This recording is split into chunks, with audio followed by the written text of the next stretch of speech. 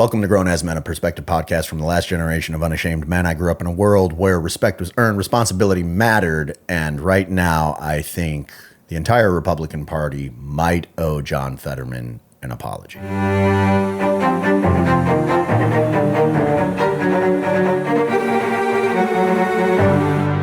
Hi, here we are, and our government remains closed. And I think that's failure. And I'm the guy that's going to consistently vote for country over party. I'm always going to vote for paying our military over the party. I'm always going to vote for paying the Capitol Police over my party. And I'm going to continue to fight for the 2 million Pennsylvanians that depend on SNAP to feed themselves. And I'm also going to fight for the same 400,000 Pennsylvanians that depend on those tax credits to make health insurance more affordable. Two things are true, and now we can fight for all of them as long as our government is open. My vote is going to remain firmly on keeping our government open, and I'm going to continue to fight for all of those Pennsylvanians that I'm honored to represent here. Hi. Okay, so important thing to note here, there have been 12 votes to, they're called closures, basically to open the government back up with under certain, restrictions, right? And most of those have revolved around allowing SNAP benefits to continue come November 1st. I went briefly over this in a past video. The other is, to pay essential federal employees. John Fetterman, now while I don't agree with everything he says here, because I've got my own opinions on things like SNAP and how much that's being abused, and it's not everybody. There are people that depend on that. However, I think the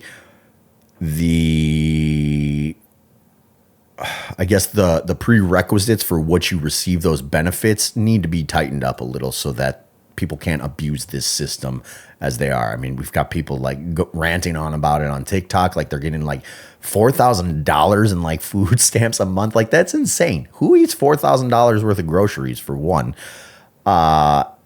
It's just crazy to me. Anyways, I digress a little bit. What I wanted to get back to here is that John Fetterman he's the reasonable voice of the Democrat Party right now. He's the only one that is speaking sane things that like should actually be on the debate floor on the left.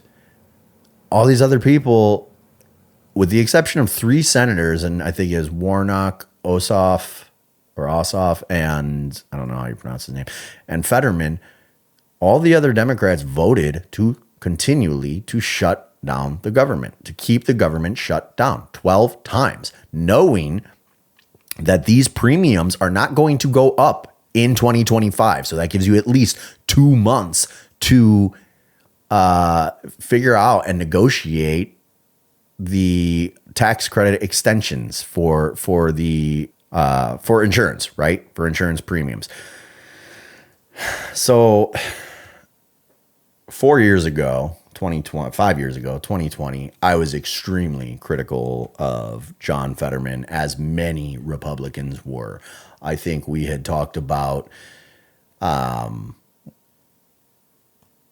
honestly don't remember, but basically we lumped him in the same pool as people like Chuck Schumer and all the other useless asshats of the Democrat Party.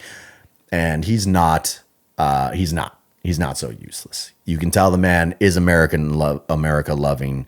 He does care about his constituents. I think he's still wrong on many, many things, but he does seem to be a sane individual. And so the difference between me and him is simply a matter of opinion and policy, not a matter of sanity. Anyways, I don't know. Main thing being, I'm sorry, Mr. Fetterman.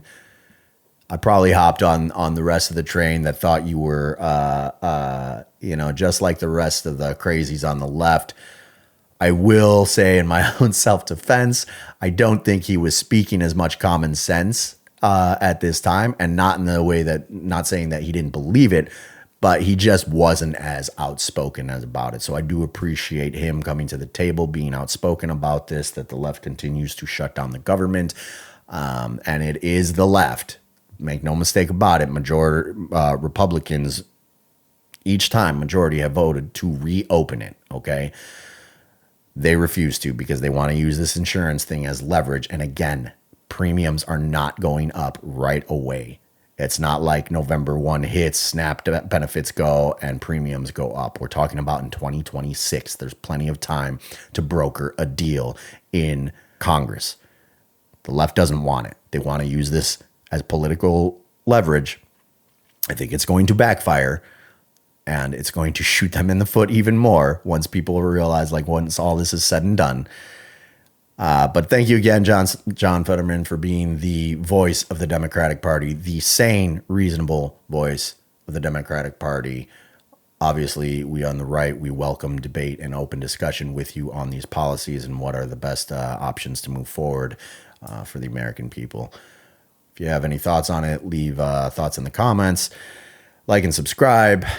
And until the next one, stay safe, stay vocal, stay free, and God bless America, and God bless you.